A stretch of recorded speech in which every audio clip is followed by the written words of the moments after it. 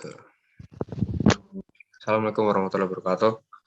Kami dari kelompok kimia yang beranggotakan Giovanni Agita Nugraha, Kevin Dior Brolin Pertama, dan M. Zakil Fikri akan mempresentasikan hasil kelompok kami tentang elektrokimia dan penerapannya.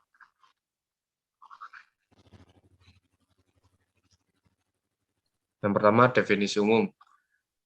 Elektrokimia adalah serangkaian pemisahan muatan yang terjadi di dalam media cair seperti larutan. Pemisahan larutan homogen dengan elektrokimia menerapkan prinsip dari reaksi oksidasi dan reaksi reduksi, di mana salah satu zat yang dipisahkan nantinya akan mengalami pengendapan menjadi bentuk padatan sehingga dapat dipisahkan dari larutannya. Dalam elektrokimia juga melibatkan dua buah elektroda pengantar, yaitu anoda dan katoda. Pertukaran antara energi listrik dan reaksi kimia seperti memiliki aplikasi yang sangat luas dalam kehidupan manusia, seperti penerapan pada prinsip kerja baterai yang memberi daya pada smartphone Anda saat ini.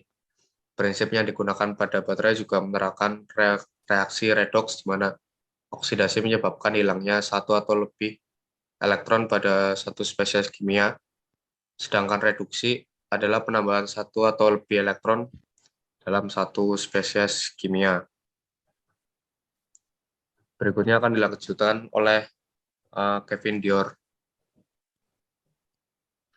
Ketika reaksi oksidasi dan reduksi dipasangkan bersama dalam suatu reaksi redoks, elektron dapat mengalir dari spesies teroksidasi ke spesies terreduksi.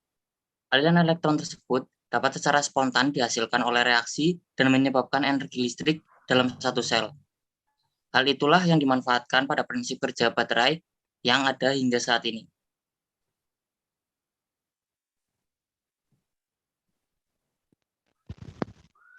Selanjutnya, alat yang digunakan untuk mempelajari elektrokimia disebut sel elektrokimia.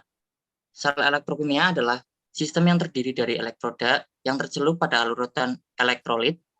Sel elektrokimia yang sangat banyak penerapannya dalam kehidupan sehari-hari adalah sel volta.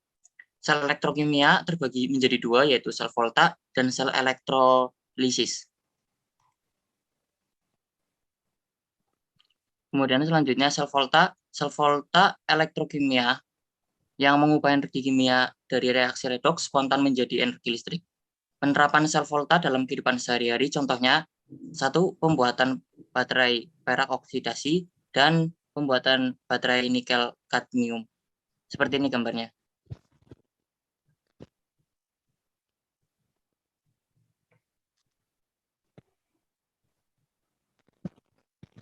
Selanjutnya akan dilanjutkan dengan M. Zaikul.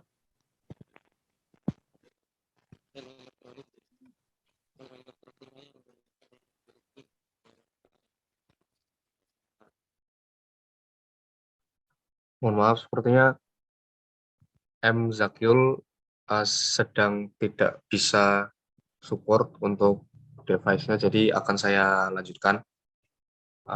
Sel elektrolisis merupakan sel elektrokimia yang menggunakan energi listrik untuk menjalankan energi redoks tidak spontan. Pemanfaatan sel elektrolisis dalam kehidupan sehari-hari contohnya penyepuhan logam emas, pembuatan senyawa basa, dan pembuatan logam natrium.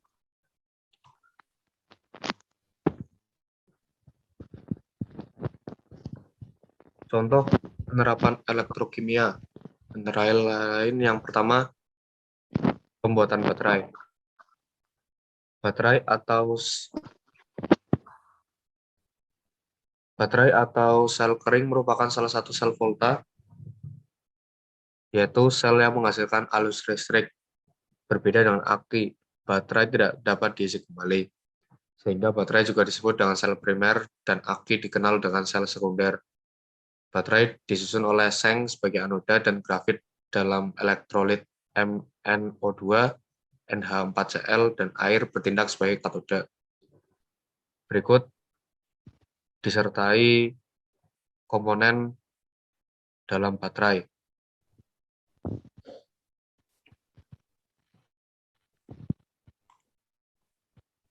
Selanjutnya bisa dilanjutkan oleh Mas Kevin Dior Brolin Pratama, silakan. Yang kedua ada pembuatan aki.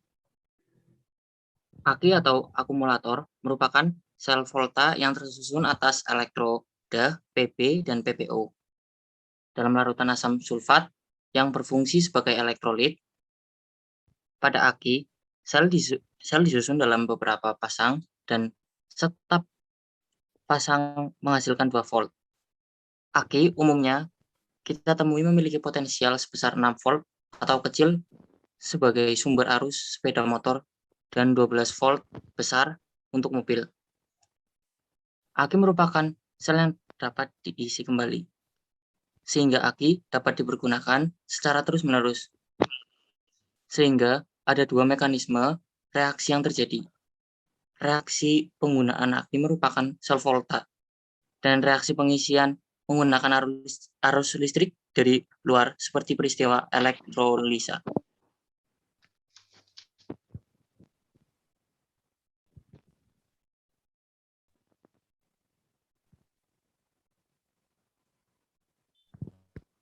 Sekian dari kelompok kami.